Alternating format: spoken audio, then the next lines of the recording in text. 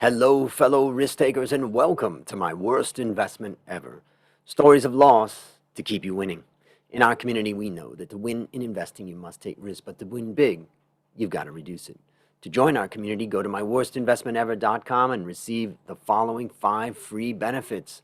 First, you get the risk reduction checklist I created from the lessons I've learned from all my guests. Second, you get my weekly email to help you increase your investment return. Third, you get a 25% discount on all A Stotts Academy courses.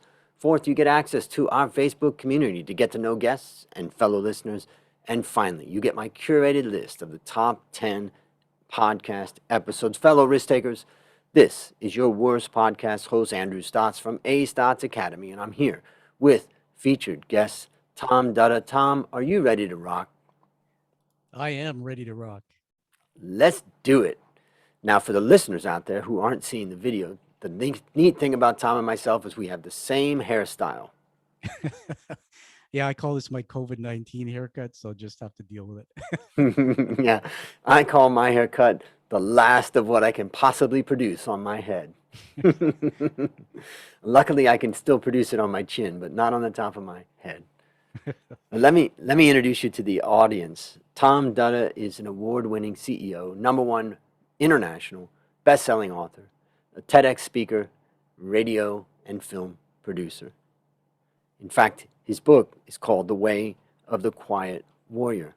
You can get it on Amazon, and you'll notice that he's got a rating of 4.9 out of 5, which is just amazing. Transforming leaders and companies worldwide, Tom believes real change starts at the top. He is dedicated to changing our view of mental health in the workplace by breaking the silence, telling his story of struggle, and being a leader by example. Tom, take a minute and fill in further tidbits about your life. Well, first of all, thanks, Andrew, for having me on the show, and hi to your listeners. Well, I used to introduce myself and say, I've been for 30 years a senior executive. I've done everything right up to CEO and through 11 different transactions, mergers, acquisitions. Some failed, some didn't. Chairman of the board for a decade. But I want to let you in on a secret. When I did my TED Talk in February 2020, I failed the first time. And they said, I got a coach. And I said, Coach, give me some coaching. And she said, I got to tell you, when they first met you, they didn't really like you.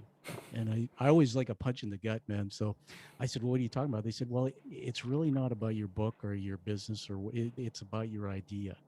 So now I introduce myself this way. I stumbled into business. I did very well because of some great people around me. And I decided 10 years ago to, instead of coaching and building others' dreams, is to create my own company and become a teacher. Andrew, would teach the wisdom what I learned to other people. And I'm on a mission. And so that's why I said, hey, I'd love to be on your show. Mm. Well, it's great to have you here, and I'm really excited. I know you and I talked for a little bit before the show. I'm excited to hear your story and learn from it. So now it's time to share your worst investment ever. And since no one ever, ever, ever goes into their worst investment thinking it will be, tell us a bit about the circumstances leading up to it and then tell us your story.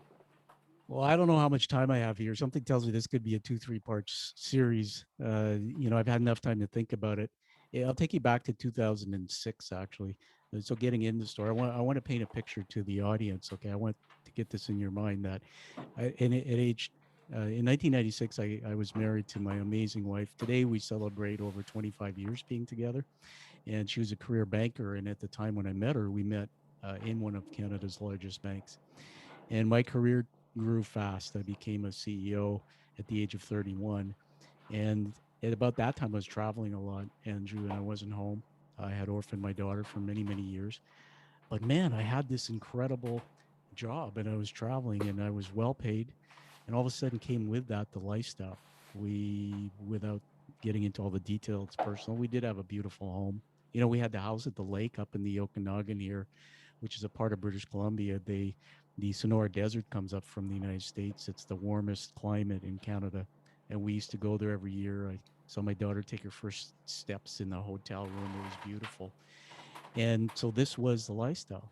My wife's 10 years older than I, so we had this timeline as bankers that we were going to retire at some point, but probably 10 years apart. Well, at that time, 3 kids.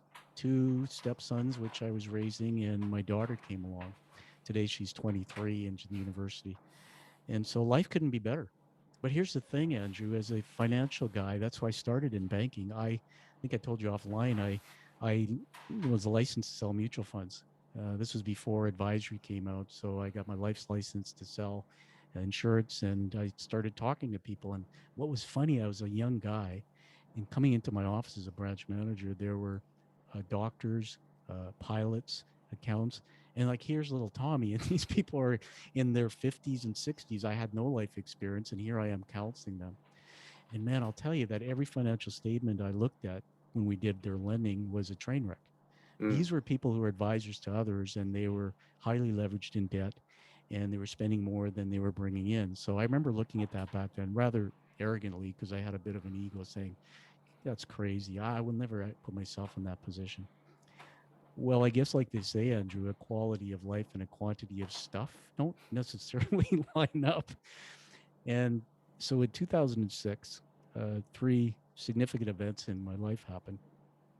At the peak of my career, with all this amazing lifestyle we were blessed with, my wife's one of my wife's parents had a major medical setback, and my wife is part of a traditional Italian family, and she was very close to her mom. On the strength of my employment as a C-level executive, I said, honey, because the bank was giving her a lot of work to do, and then she had to balance this caring for mom. I said, well, why don't you consider taking an early retirement? And so she did. At that time, the bank had merged with one of their trust companies, and they were looking for ways to shed some costs. So I gave my wife control of it. I said, whatever you want, I will lead the way. And she retired. Right about that time, we had moved into a home, a nicer home, and our neighbors who were behind the fence, it was a senior 65-year-old plus, and there was this guy, and he was gray haired, and he was kind of thin, and he was always in his garden gardening. Now if you can picture, here's my porch on my house in a corner lot, and I'm overlooking this house kitty corner, and there's this big backyard with a double decker house, and there's this guy in there every day, and he's got two Corvettes parked in the parking lot. These are like $80,000 Corvettes, and he's gardening all day, and I'm going like, dude, I love to cook. I should just be in the kitchen cooking here, yet I'm slaving as an executive on an airplane. Like, what's your secret? mm, And they didn't really connect to us. But one day I walked over, I was out pressure washing my driveway, and I said, what do you do? And he says, oh, well, we help people structure their finances. And I said, oh, that's interesting.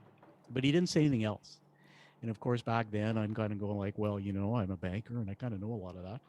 Well, we got invited over, and one thing led to another, and we started learning more that they became part of an investment house, a structure of an investment, and they asked us to come to a presentation. mm, And so my wife and I very innocently went, sat in a room, and there was a presentation, and they presented everything, and it was an investment where we could earn higher rate of return. And right about that time, there was a perfect storm because my wife had retired. We had received a fairly large retirement pension for her, as well as we had a lot going on financially. We had saved up a lot for ourselves. So it was everything we'd worked for. And well, we took a year to check this out, and it looked pretty legit. And it was actually what it was a series of investments. Now, I don't mind sharing with you the name of the investment because if somebody Googles it, they'll find it. And it's been on the news, but this is a long time ago. It was called the IFFL, the Institute for Financial Learning. Now, it's basically they set up as an institutional arm. So it would be something like your investment advisory group if it was you. mm, And they basically showed us structures on how you could take investments and restructure them and earn a higher rate of return. And on the surface, it looked fairly decent because one of the things that was disguised, some of the investments were disguised through some of our bank's self-directed RSP programs. And of course, as bankers, we're looking at it going like, okay, it's through a charter bank investment program. Looks pretty interesting. Well, through that year, we did our due diligence. We actually were flown over to one of the other provinces in Canada to meet the president and CEO of this group, IFFL. And this guy was like, he was a salesman, but he seemed like he was insurance based. We went through all of this. They even had a gathering of 1,000 people in one part where they invited us, and they had the companies that were part of the structure that the investors were investing through their savings, retirement savings plans. The companies were brought in to talk to the investors or potential investors. So there was one fellow who had a Stetson cap on. He was running a mining company. There's another fellow who was running this company. They even brought in people connected to their leadership teams. And here's the thing: I was a financial guy myself, and having been through a lot of mergers, including leading one myself in the last few years, we would set up a data room, and we would exchange information and do due diligence. So my wife and just said, you know what? Before we take her pension and we do some things, let's just look at this. So man, we took a year, and at the same time, there was this health issue and stuff going on with my wife's mom. So we really weren't doing anything. But after about a year, we came to a point where they said, okay, it's time to make a decision. Do you want to get involved in this? They actually even wanted me as a banker to go and be a structurist, they call it, or do presentations to show people the program. And you know what? We smelled something funny. I had a gut feel, but at the time it was emotions, and my wife had just retired, and I was now solo guy and running a company as an executive, the guy at the top, a lot of time, raising kids, and we made the decision to invest, and so we did. And man, the first year was amazing. The returns were great, and we were receiving the cash flow started coming, and the whole plan was to give us a runway while my wife was off work when she was eventually going to go back to work at some point. This was not a retirement; she was still pretty Mm. young, and to use that just to basically maintain our lifestyle, to take some pressure off me, and the return seemed better. After in 2007, another big event happened, and I always like to say to your audience that have a backup plan of income no matter what your career. Now, I was a hired gun, they called it. So my job, Andrew, was to go in and turn companies around, right size, downsize. And it so happened that my company, which was a global, I think it was a multi-billion-dollar group of financial companies, I was a Canadian head.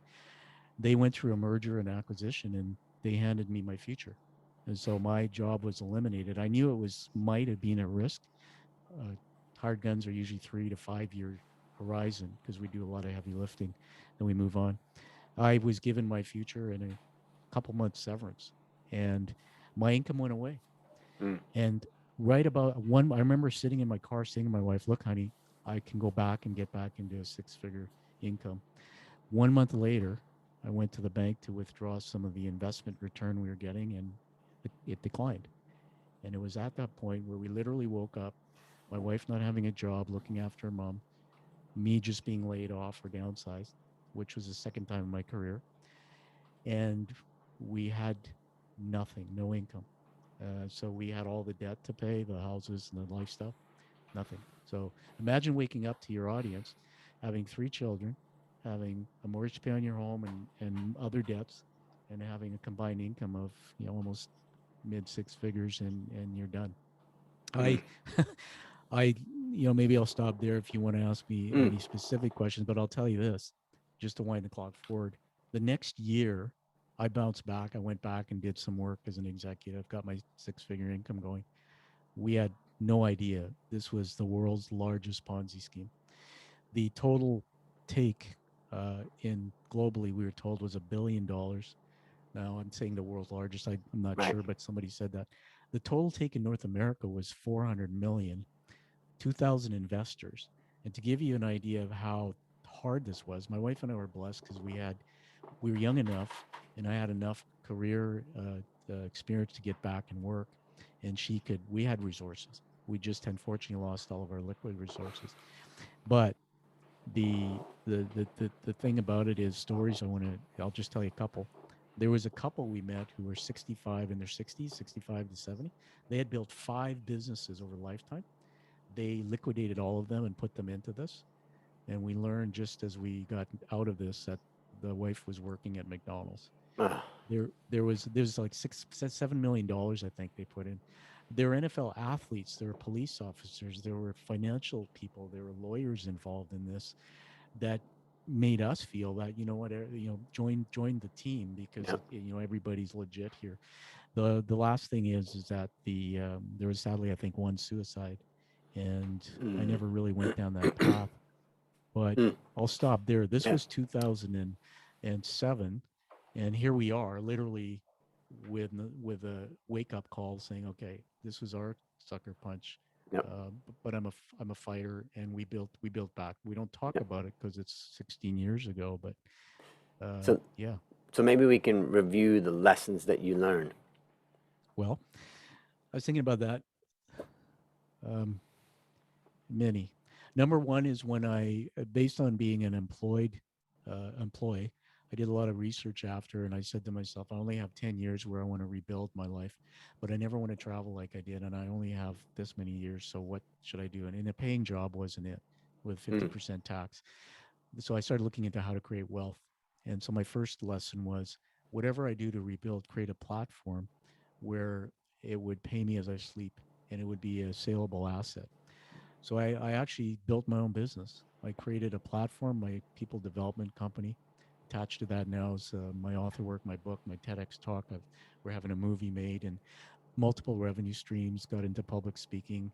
So I actually at the peak of that business, just a few years ago, at the peak where I last looked, we were almost back to replacing my income, and it was fantastic. So that's the first Mm. thing: is don't get back into the same playing field.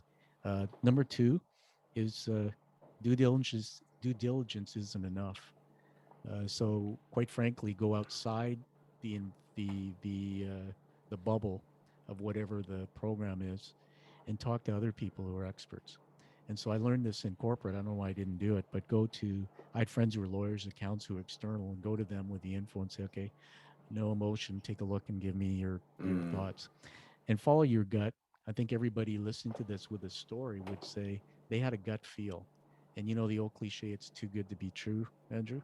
Yep. Well, I sniff that. But the thing Mm. is, when you're in emotion, the emotional side of the brain, which is the joy side, it's like buying a timeshare. When you're in the joy side, the dream side of the brain, you literally vision and connect to the future. It's always like, wow, this is going to be great for our future. You Yeah. you get out of the analytical side, so get back into that analytical side. Follow your gut. And can I Mm. just give you one more thing, Yep. Yep. which I really thought about? A study was done in Canada actually on when you get to 90, the top three regrets. I'll leave this as a gift for you. In the data that came in, the top three regrets of 90-year-olds were: number one, I didn't risk enough; number two, I didn't reflect enough; and number three, I didn't leave a big enough contribution or legacy. So we took a big risk. We didn't reflect enough on it. But now, after, the biggest lesson is I've created a legacy. I have now a business. We've recovered, and we are better than we ever were, with almost no debt. Mm. So now we have a better lifestyle today than we would have when we were even before this snowed under. Exciting. Um, well, let me share some of the things that I took away. I mean, the first thing, you started off the story talking about the guy with the Corvette, two Corvettes, Yeah, and it made me think about the idea that manipulators and all that are masters at these types of magnets, yeah, and these types of magnets attract people, and they know exactly what they're doing. They don't keep it, in a garage or something like that. They display it. And I would also say the second thing I take away, you talked about, having a meeting with 1,000 people, an event, and you saw all these people. They're also masters at building credibility. absolutely. And so, my big lesson from this is just the idea that there are people out there that really, really will come across as very credible and very successful, and they're experts at that. Otherwise, they would never be successful at this type of thing. And so, I think what the lesson I take from what you've taught is that we all need to be aware of that. And that also takes me back to your due diligence isn't enough. You really, really have to explore something from every angle. Anything you'd add to that? Just one. Through my uh, through the last few years, I think I told you offline I had a bit of an accident. I fell Mm. and got a serious concussion, and my life stopped for about a year. I I know this is not a faith based show, but I was never really one into my faith. But I started, reading the Bible and praying a lot to get my health back, Mm. and because I was self-employed. And here's the thing I learned: to everybody, building your life for the material things in the real world is not what it's about. A lot of times, the people who chase self worth, bigger, bigger, bigger, millions of dollars net worth, a lot of times they're missing something else in their life. So today, our target isn't to be multimillionaires. Our target is to live within our means, have what we need, and live by our faith. And that's what's pushed us through this. And I Mm. think it's really what got us through the time. So we didn't end up one of those on the list of the suicidal list for sure. Well, it's a great reminder because during these very difficult times, a lot of us just don't have, um, we're not sure what to do and how to handle it. I know from my perspective, I've had my days of just falling to my knees and, surrendering and Yeah, just saying, let go, it's going to be okay, do the next right. right thing. And don't that, sometimes you just can't control everything. And so sometimes the irony is that you surrender to win, you Yeah, know. So absolutely. so based upon what you learned from this story and what you continue to learn, what one action would you recommend our listeners take to avoid suffering the same fate? I'm picturing you looking over your fence and seeing two Corvettes and a guy just raking a lawn. Okay, so if I'm in that situation or whatever, what advice would you give? uh, having looked back at all this, I guess my advice would be really simple, and it seems kind of maybe basic, but to go back and create a vision of what the future of your life should look like, and Mm, really take a look at the whole life and what's most important to you, and and then build your dreams and investments around that. And a lot of times it'll solve itself. yep. You'll find that the dream you need for the future, it's not all money. Mm, mm, beautiful. So last question. What's your number one goal for the next 12 months? Well, for the next 12 months, well, I'll tell you, the company is doing well, and we've got many projects on the go. So my number one goal is to double the income stream from the company Mm, and execute on a few projects that I have. So that's number one. Number two, my wife and I, tied to that, a personal goal is we're going to Bali when the COVID opens up to celebrate our 25th anniversary, and beautiful. we're planning to write another book, and I'll write the last chapter there. So two Mm, goals. Don't mm, forget about personal. yep. So maybe just tell the audience about Create and your website, and so Yeah, that they can understand more and what's there. And check it out. yeah. Well, thanks for the opportunity, Andrew. Mm, The website is www.create, play on words, KREAT.ca. Particularly, you can visit my book page to see my author work, and the media page. There's a lot of things there.